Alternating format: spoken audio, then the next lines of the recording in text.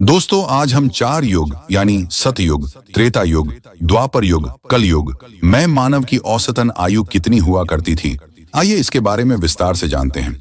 दोस्तों, किसी भी आत्मा के जन्म या मरण के हिसाब को समझने से पहले ये समझना जरूरी है कि कितने युग हैं और उन युगों में समय की गणना क्या है।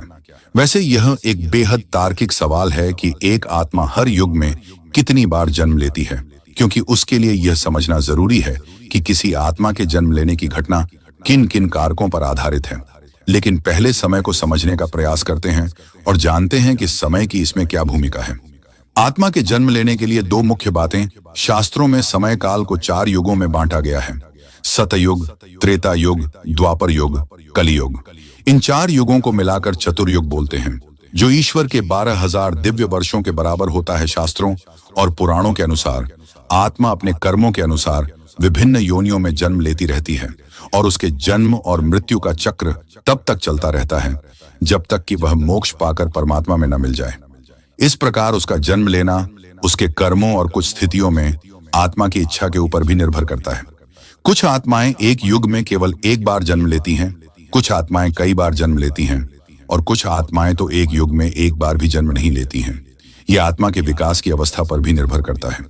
तो इस प्रकार देखा जा सकता है कि आत्मा के जन्म लेने की संख्या को कर्मों के आधार पर तो नहीं तय किया जा सकता है, लेकिन हर युग के मनुष्य की औसत आयु और परिस्थिति को देखकर इसका एक तार्किक और रोचक जवाब जरूर तैयार किया जा सकता है। तो शुरू करते हैं सतयुग से। सतयुग में धरती पर आत्माओं का वास हुआ करता था, जिसे वर्ल्ड ऑफ सोल भी कहते थे। सतयुग 17,28,000 साल का था। इस युग में एक सामान्य व्यक्ति 1 लाख साल तक जी सकता था। इस युग के लोग आज के लोगों जैसे नहीं, बल्कि महामानव जैसे दिखते थे। उनके कद 32 फुट के हुआ करते थे। लेकिन इस युग में इंसान के पास इच्छा मृत्यु की शक्ति हुआ करती थी।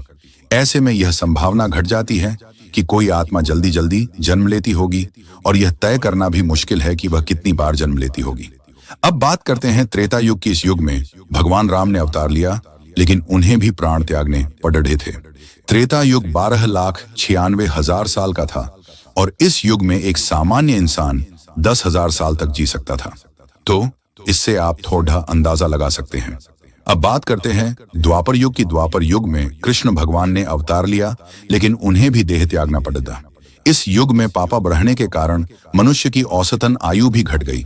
यह युग 8,54,000 वर्षों का था, जिसमें एक व्यक्ति 1,000 साल तक जी सकता था। अब बात करते हैं कलयुग की। शास्त्रों के अनुसार कलयुग में एक आत्मा 45 बार जन्म लेती है और उसकी औसत उम्र 100 साल तक की होगी। दोस्तों, वीडियो अच्छा लगा है तो लाइक शेयर कमेंट जरूर करें।